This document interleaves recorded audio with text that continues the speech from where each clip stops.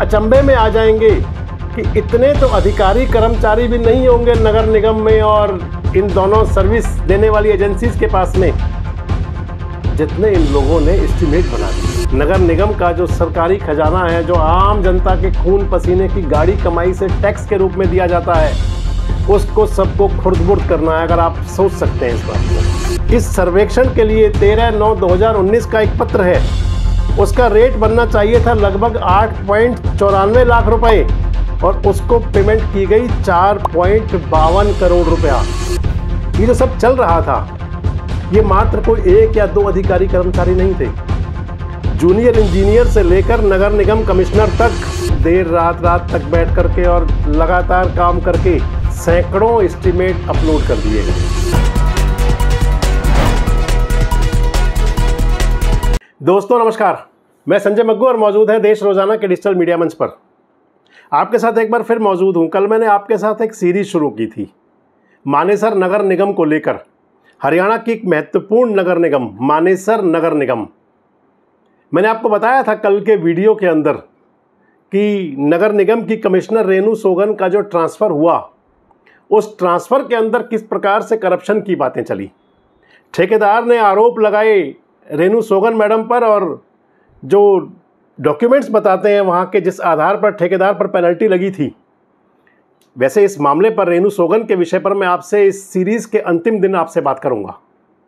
आज मैं आपसे बात करने चला हूँ कि इस नगर निगम के अंदर जब शुरुआत हुई, नगर निगम का गठन हुआ, तो किस प्रकार से शुरुआत हुई करप्शन की, किस प्रकार से अपने और अपनों को लाने का, उनको काम देने का, बिल्कुल आप कह सकते हैं कि हर प्रकार से आउट ऑफ वे जा करके उनको ओबलाइज करने का जो सिस्टम चला, इस वीडियो में आपसे मैं वो बात करूंगा।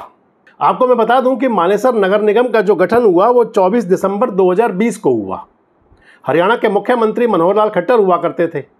मनोहर लाल जी ने नगर निगम मानेसर के साथ साथ हरियाणा में और भी कई नगर निगम नई बने और उसका जो मकसद था, उद्देश्य था, वो बड़ा स्पष्ट है कि ताकि लोगों के पास में डिलीवरी ज़्यादा हो, विकास के कार्य हैं, चाहे सरकारी योजनाएं हैं, उनका ज़्यादा से ज़्यादा लोगों को फ़ायदा मिले।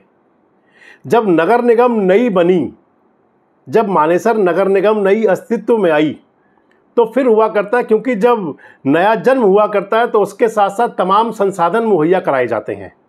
नगर निगम मानेसर अस्तित्व में आई तो मानेसर नगर निगम को भी स्टाफ चाहिए था, अधिकारी चाहिए थे, कर्मचारी चाहिए थे। और मानेसर नगर निगम के अंदर भी और कई स्थानों से, कुछ नगर परिषदों से, कुछ नगर निगमों से ला करके समायोजित किया गया अधिकारियों कर्मचारियों को। मैं आपको बताता चलूं कि मानेसर नगर निगम के मेरे सूत्र बताते हैं कि 2021 के अंदर गठन होने के साथ ही, मानेसर नगर निगम का गठन होने के साथ, जो 24 दिसंबर 2020 को हुआ, मानेसर नगर निगम के अंदर रोहतक नगर निगम से कई अभियंता, कार्यकारी अभियंता और कुछ कर्मचारी, इंजीनियरिंग ब्रांच के कर्मचारी, खासकर अधिकारी लाए गए। और बताया ये जाता है कि जिन अधिकारियों को मानेसर नगर निगम में भेजा गया, उनकी छवि रोहतक नगर निगम के अंदर कोई बेहतर नहीं थी। तमाम प्रकार की शिकायतें भी थी। और उसके बाद में जब वो मानेसर नगर निगम के अंदर आए, तो फिर मानेसर नगर निगम के अंदर भी वो खेल शुरू हो गया। आप कह सकते हैं जिस खेल को कहा जाता है करप्शन वाला खेल।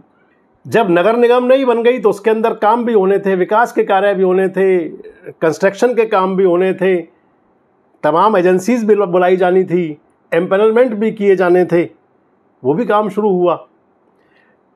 नगर निगम की एक अधिकृत जानकारी तो मेरे पास नहीं है, लेकिन जो पुख्ता जानकारी है, अपुष्ट जानकारी है, वो ये बताती है कि एस्टिमेट बनाने के लिए जो कंसल्टेंसी एजेंसियां हायर की जाती हैं या एम्पैनल की जाती हैं, इसकी कंसल्टेंसी एजेंसी को एम्पैनल करने के लिए जून 2021 के अंदर टेंडर जारी किया गया कि कंसल्टेंसी एजेंसी जो एम्पैनल की जाएं, उसके लिए एक टेंडर जारी हुआ।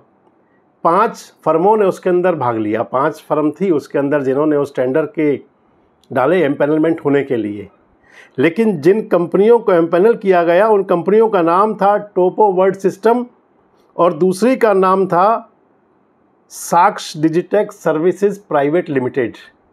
ये दो कंपनियां, एक प्राइवेट लिमिटेड कंपनी और दूसरी फर्म समझता हूं मैं, क्योंकि वो उसके आगे लिखा नहीं है प्राइवेट लिमिटेड ऐसा कुछ भी। और दोनों कंपनियों को जो पत्र जारी किया गया 24 जनवरी 2022 को दोनों कंपनियों को पत्र जारी किया गया कि आपको कंसल्टेंसी के लिए एम्पैनल किया जा रहा है। दोनों कंपनियां एम्पैनल हो गई कंसल्टेंसी के लिए।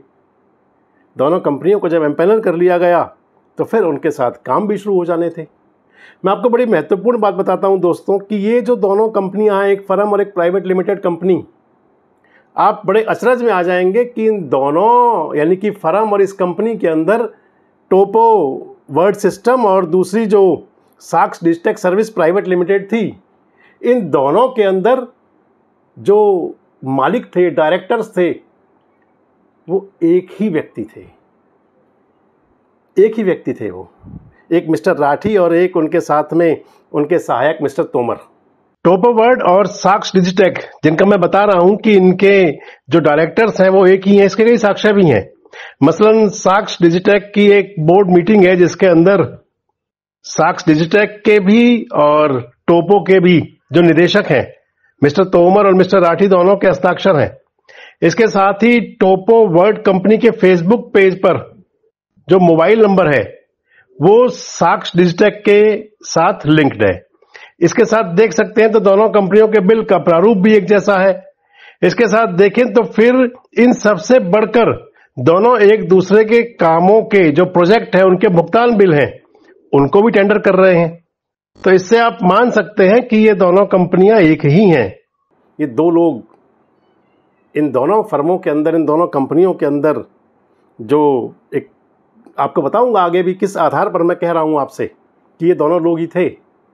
और दोस्तों जब शुरू हुआ इन कंपनियों को अपने साथ में कर करके और एम्पैनलमेंट किया गया, एम्पैनल करने के बाद में जब इनसे कंसल्टेंसी का काम शुरू हुआ तो आप एक बार फिर अचरज में आएंगे कि दोनों कंसल्टेंसी एजेंसीज को मैक्सिमम काम जो हुआ नगर निगम का, मैक्सिमम एस्टीमेट जो बनवाने थे सैकड़ों की संख्या में बनवाए गए।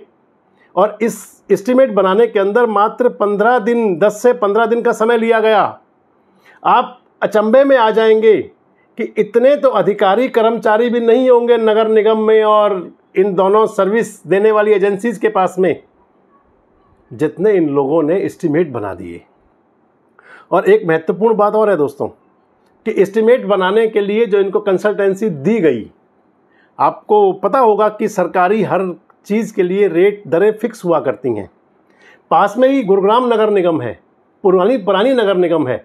गुरुग्राम नगर निगम और मानेसर नगर निगम को अगर कंपेयर कर लिया जाए, चाहे वो अगर एस्टीमेट बनाने के लिए जो एम्पैनलमेंट किया गया एजेंसीज को, जिनको दोनों को अधिक से ज़्यादातर मैं आपको बता रहा था अधिकांश काम दिए गए, अगर आप उसमें देखें और वर्क प्रोफाइल उनका देखें कि किस प्रकार का काम है, तो फिर चाहे वो हॉर्टिकल्चर के काम हो, चाहे स्ट्रक्चर डिज़ाइन के काम हो, चाहे बूस्टिंग स्टेशंस की बात हो, चाहे सर्विस की बात हो, प्लानिंग की बात हो, चाहे वो हॉर्टिकल्चर वर्क्स की बात हो, मतलब तमाम कामों के लिए, चाहे वो टोपोग्राफिकल सर्वेक्षण की बात हो, इन सभी के लिए जो गुरुग्राम के अंदर एजेंसीज काम कर रही हैं उनकी तुलना में इन दोनों एजेंसीज को 2, 3 और 4 गुना तक रेट दिए गए। जबकि होना ये चाहिए था कि कंपेयर कर लिया जाए कि कहाँ कितना पैसा दिया जा रहा है, लेकिन शायद शुरुआत सोच ही यही थी कि इधर पैसे की बंदरबांट करनी है।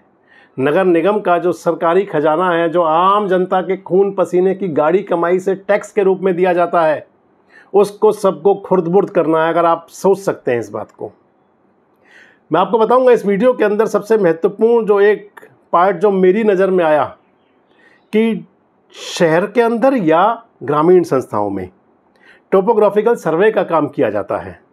जो टोपोग्राफिकल सर्वेक्षण हुआ करते हैं, ये एक निकाय संस्थाओं की बात करें तो देखना होता है कि किस क्षेत्र में क्या संरचना है, वहाँ किस प्रकार के निर्माण है, कितने निर्माण है उसके अंदर, यानी कि एक प्रकार से सारा ज़मीन का खांचा खींचना और उसको रिकॉर्डबद्ध करना।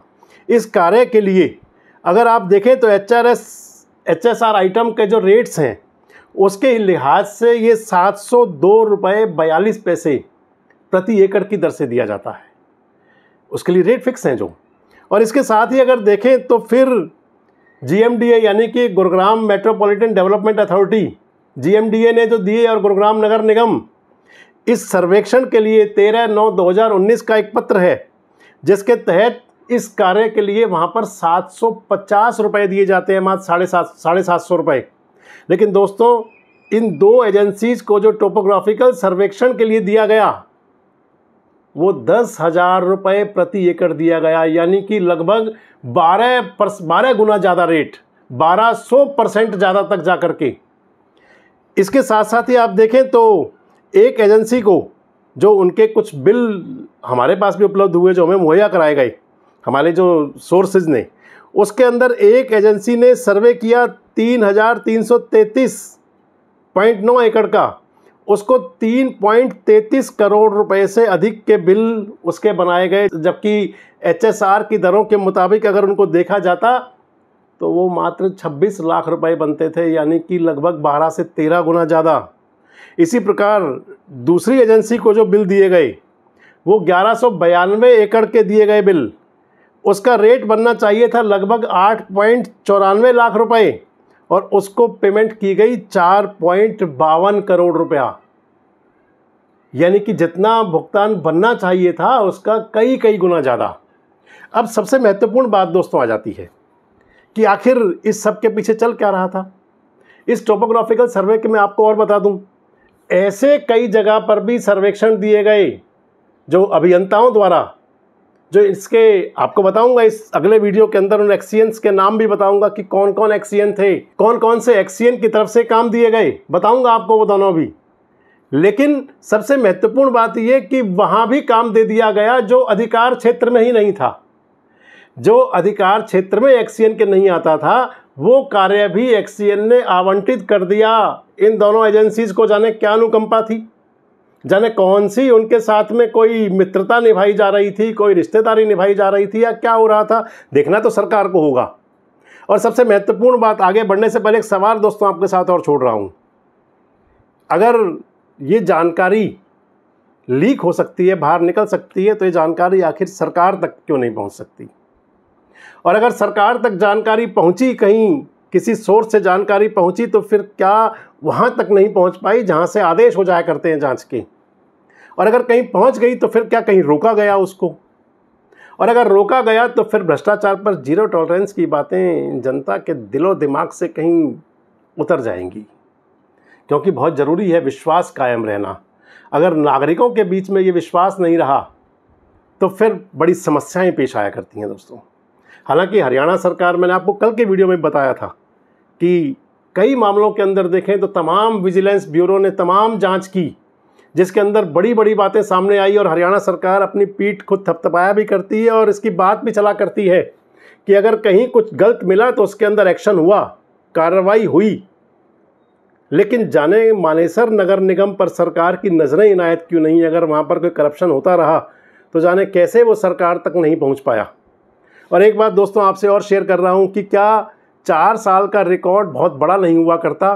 क्या अब सरकार वहाँ इनिशिएटिव लेगी कि किसी विजिलेंस ब्यूरो से या किसी बड़ी एजेंसी से या कोई जुडिशल जांच करवा ली जाए वहाँ की, कि अगर वहाँ कुछ गलत चल रहा था, हुआ था, तो जिन लोगों ने किया हो उनके कम से कम उन पर गाज तो गिरनी चाहिए, उनको पता तो लगना चाहिए। मैं आपको एक बात दोस्तों और जोड़ दूँ, ये जो सब चल रहा था ये मात्र कोई 1 या 2 अधिकारी कर्मचारी नहीं थे। जूनियर इंजीनियर से लेकर नगर निगम कमिश्नर तक, अगर सबको इसके अंदर सबकी तार नहीं जुड़े हुए होंगे तो फिर ये संभव नहीं है। क्योंकि कोई एक बात छुप सकती है, 2 छुप सकती है, लेकिन इतने बड़े पैमाने पर अगर सब कुछ चल रहा होगा तो फिर उसको छुपाया जाना मुश्किल है। और इस मामले के अंदर तो जो मैं आपको लगातार बता रहा हूँ, इसमें तो यहाँ तक चला दोस्तों कि देर रात तक बैठ करके, देर रात तक 12-12, 1-1 बजे तक बैठ करके नगर निगम के अधिकारियों ने काम किया। और आप भी सोच सकते हैं कि आखिर इतने कर्तव्यनिष्ठ हमारे अधिकारी कैसे हो गए जिन्होंने अपनी रातों की नींदें हराम करके लोगों के लिए काम किया होगा। मैं आपको बता रहा था, इसके साथ साथ जो मैंने आपको बताया कि कई ऐसे काम अलाट कर दिए गए अधीक्षक अभियंताओं और कार्यकारी अभियंताओं द्वारा या इंजीनियर्स द्वारा जो उनके कार्य क्षेत्र में ही नहीं था।